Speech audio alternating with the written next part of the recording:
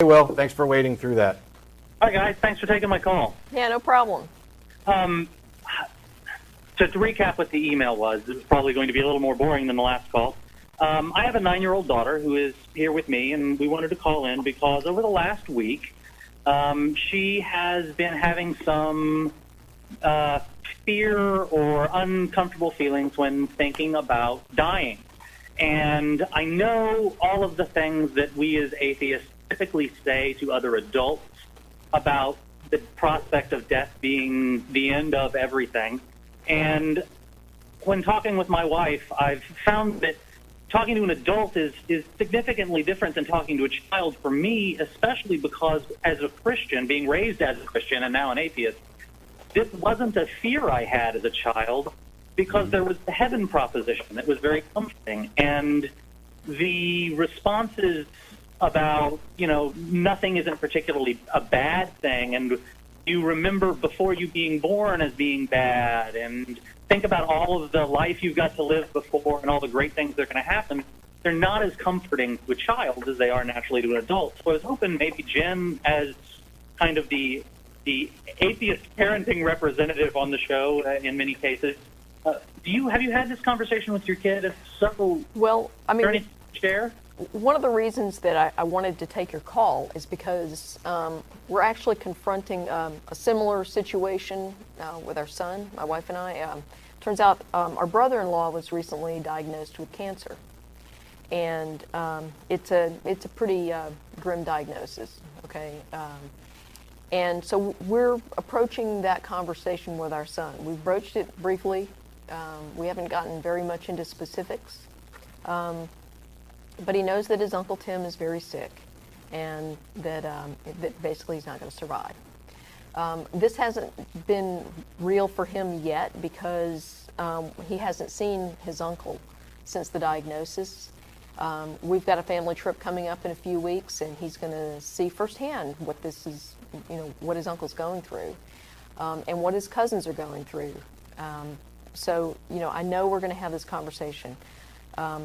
I think that there's not any sort of one thing you can say to a child in this situation that's going to make them more comfortable with it or less fearful. About the only thing you can do is encourage them to continue talking about their feelings. And I know that my son tends not to talk about his feelings at first. And at some point, the barriers come down, and then, usually it's lots of crying and everything, and then we get a lot out of him at that point. But, we work with him through that. We try to support him emotionally. We've had situations where a pet died or something like that. So we kind of know how he handles grief a little bit. We're really not sure how it's going to play out with this situation. And I know you're dealing with a very similar situation with your daughter. Is it that she's afraid of her own mortality or for someone else? Well, the way she's expressed it is that she's afraid of being dead and it being nothing. Okay. I think it's related to something you just said. I think it's related to my own cancer diagnosis. It's not fatal, not mortal or anything, but yeah. I think it's scary. But her expression of it has been in thinking about being dead and dying and being afraid of it being nothing. Is that right? Yeah. Yeah. So first of all, I don't have any kids, so I should probably shut up. But I'm terrible at shutting up. I normally, when I talk to people about this, I do what you mentioned earlier, which is what was it like to not be alive yet? Because that's, so far as we know, that's what it would be like to be dead. There's no such thing as being dead, Right. And so I don't see that there's anything in particular to be afraid of. To me, what I struggle with is the loss.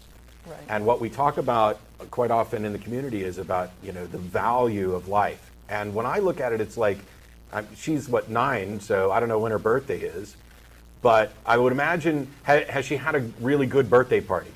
Oh, absolutely. Cool. That birthday party ended at some point. If we were to spend the entire birthday party worried about when it was going to end and what it was going to feel like to no longer be at the birthday party, that would ruin the party. And I tend to look at it in this pragmatic sense of, I want to have fun at the party, and I want the party to be good.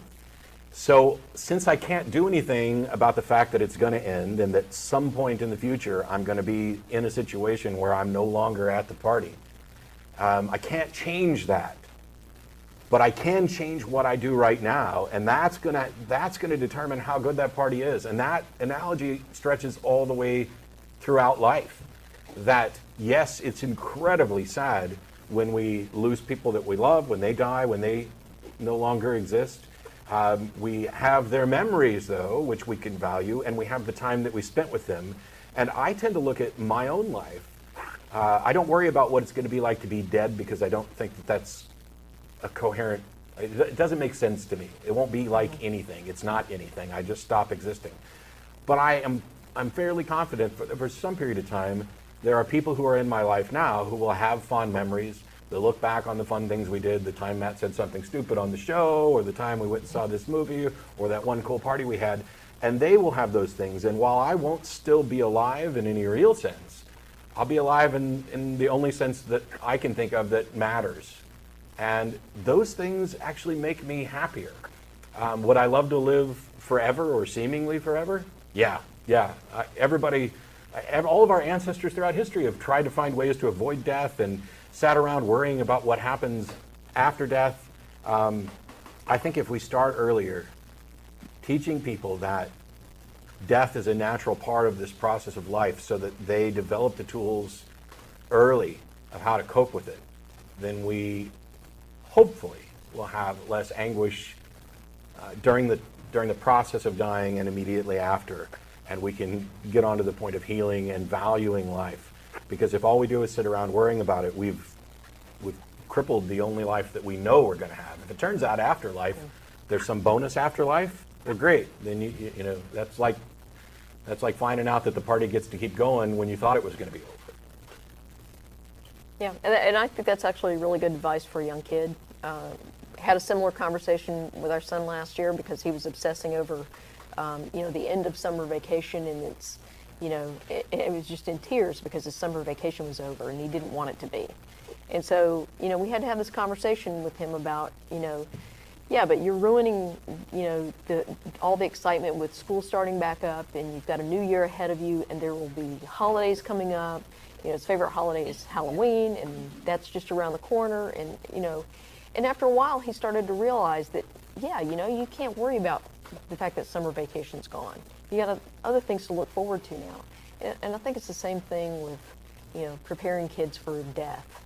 Oh, and I think something Jen said earlier is not to be overlooked. When we talk about, we both kind of alluded to ruining the party by worrying about when it ends. Don't ever beat yourself up for how you feel about something. Right.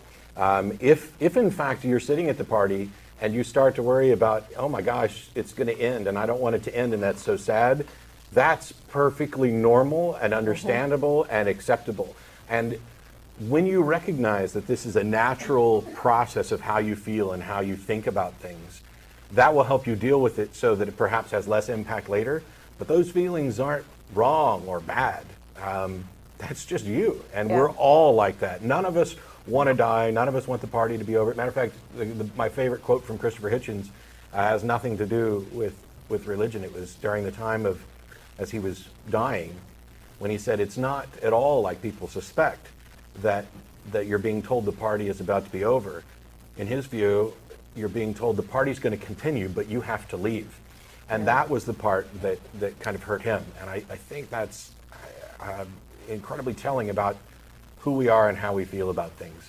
And never, ever beat yourself up too much over how you feel about them. Just be aware of it and cherish that too, because that's what makes you special and shows that you care about life and you care about people and you care about yourself, and all those things are good. Yeah. And then I guess the last thing I would say is that sometimes when a kid has lost someone or something important to them and they just become, overwhelmed with grief, then the best thing you can do is just acknowledge that and just be there for them. So, Hello? Hello. Yeah, hey, can you say thanks? Thank you. Thank you. Thank you. You guys really make a difference every week. Thank you very much. Thanks, Will. Thanks.